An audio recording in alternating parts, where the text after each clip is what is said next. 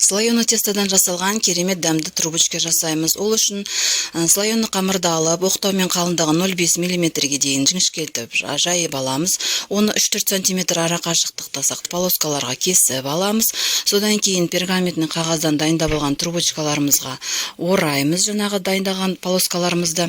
Одан кейін үстіне жұмыртқаның сарысын жағып, қызып тұрған 180 градусқа 20 минутқа духовкаға саламыз. Ол піскенше дейін сироп дайындаймыз. Сиропқа 200 грамм қант саламыз, 50 мг су, газдың астына ақырындап қойып, әбден қоюланғанша араластырып аламыз.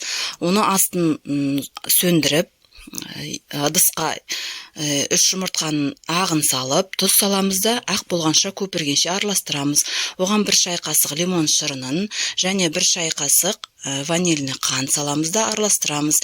Енді дайын болған сиропымызды ақырындап құямыз. Ақырындап құйып, сиропымыз біткенше құя береміз де араластырамыз.